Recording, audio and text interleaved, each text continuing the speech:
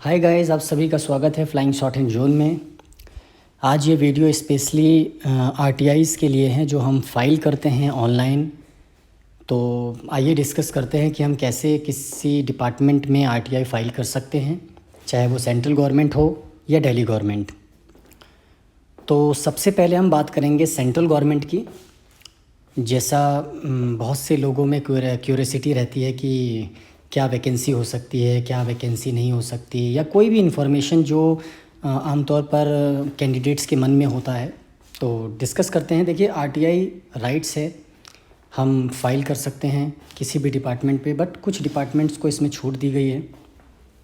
तो सबसे पहले आप लॉगिन करेंगे गूगल या किसी भी सर्च इंजन पर और https://rtionline.gov.in पे लॉगिन करेंगे।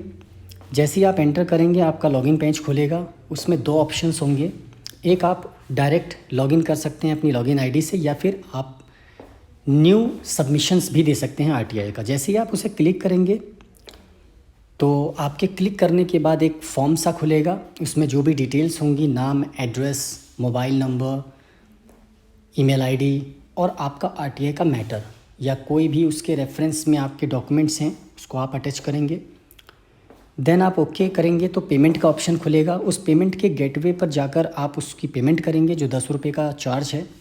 देन उसके बाद आपका आरटीआई सबमिट हो जाएगा। देखिए, इस आरटीआई में सबसे मेन चीज़ ये है कि आपका एड्रेस, मोबाइल नंबर और मेल आईडी बिल्कुल सही होनी चाहिए जिसमें आपको वो रिसीव होगा।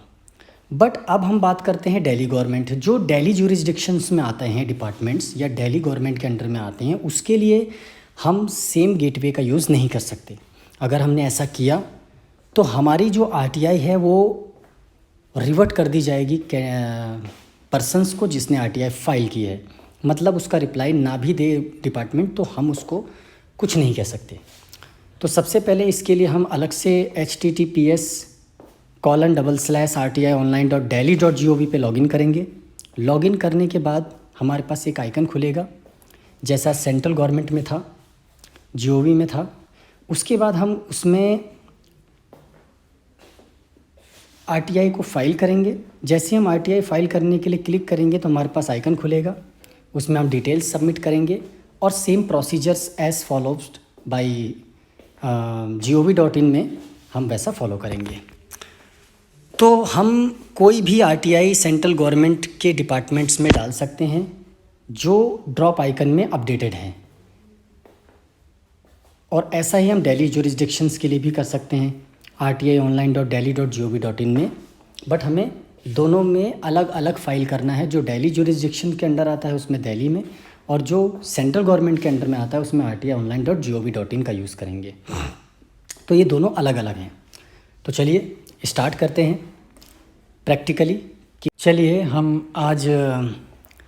अब हम आरटीआई को फिज़िकली या ऑनलाइन कैसे फ़ाइल करते हैं उसके बारे में प्रैक्टिकल जानेंगे। तो हम आरटीआई की साइट पे जाएंगे, rtionline.gov.in। ये मेरे फ़ोन में पहले से ही फीड था तो मैंने उसे ओपन किया। ओपन करने के बाद ऐसा कुछ आइकन दिखेगा।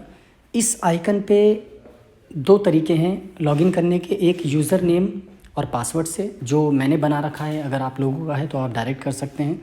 दूसरा, एक उसके ऊपर आइकन होगा click here for submit request. आपने उस पर क्लिक किया तो ऐसा फॉर्म खुलेगा जिसमें गाइडलाइंस होंगी कि आपको आरटीआई ऑनलाइन पोर्टल कैसे यूज़ करना है।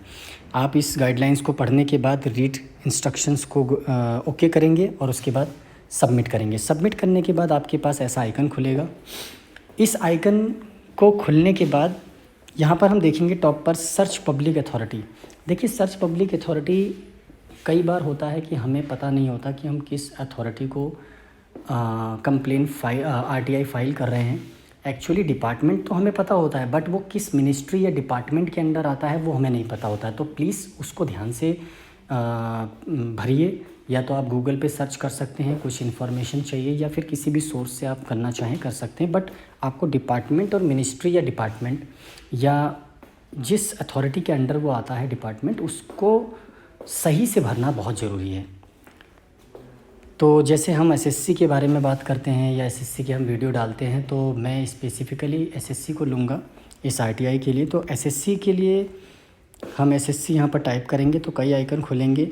हमें हेडक्वार्टर पे फाइल करना है, जैसे हम वैकेंसीज़ के लिए फ़ाइल करते हैं। तो यहाँ पर देखिए डिपार्टमेंट और मिनिस्ट्री ऑटोमेटिक डीओपीटी सिलेक्ट होकर आएगी, department of personal and training, जो इसकी सही डिपार्टमेंट है जिसके अंडर एसएससी आता है। उसके बाद हम पब्लिक अथॉरिटीज़ ने एसएससी पहले ही सिलेक्ट कर लिया। उसके बाद हम बात करेंगे पर्सनल डिटेल्स में। पर्सनल डिटेल्स में पहले आता है नाम।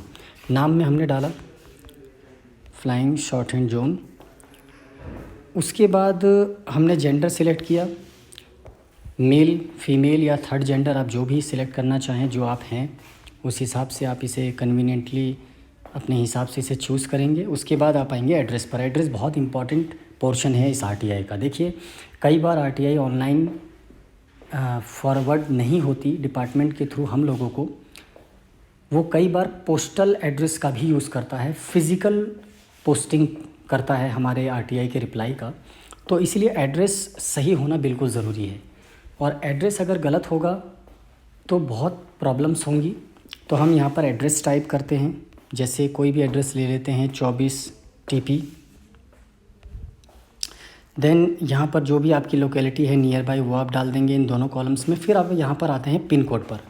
देखिए पिन कोड बहुत इंपॉर्टेंट है, और पिन कोड गलत अगर होगा तो आपका एड्रेस पूरा गलत हो जाएगा, सही से वो पोस्ट नहीं हो पाएगा जो आपको पोस्ट होना है आरटीआई का रिप्लाई। फिर हम आएंगे कंट्री, जो पहले से ऑटो सिलेक्टेड है। फिर हम आएंगे स्टेट पर। स्टेट हमने दिल्ली सिलेक्ट करी। दिल्ली सिलेक्ट करने के बाद स्टेटस आता है, हमने अर्बन सिलेक्ट किया। लिटरेट हुए हम, लिटरेट हम किस लेवल तक हैं हमने वो सिलेक्ट किया, ग्रेजुएट। उसके बाद आता है फ़ोन नंबर्स का कॉलम। देखिए फ़ोन नंबर हमने डाला, देखिए इनवैलिड फ़ोन नंबर है। अब पता नहीं अगर आप इसे मिलाएं किसको मिल जाए, तो प्लीज़ डोंट ट्राई, इनवैलिड और नॉट वैलिड। इसके बाद हम जाते हैं यहाँ पर ईमेल एड्रेस का ऑप्शन है। हमने ईमेल एड्रेस टाइप किया @gmail.com। यहाँ पर हम इसे कंफर्म करेंगे।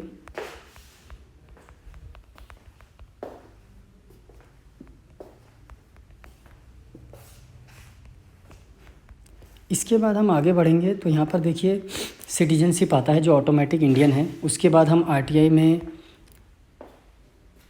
एप्लीकेंट पॉवर्टी लाइन है या नहीं है, हम उसे नो सिलेक्ट करेंगे। अगर आपने यस किया है तो आप 10 रुपये देने से बच सकते हैं, बट अगर आप पॉवर्टी लाइन से नीचे नहीं है तो आप इसे नो करेंगे।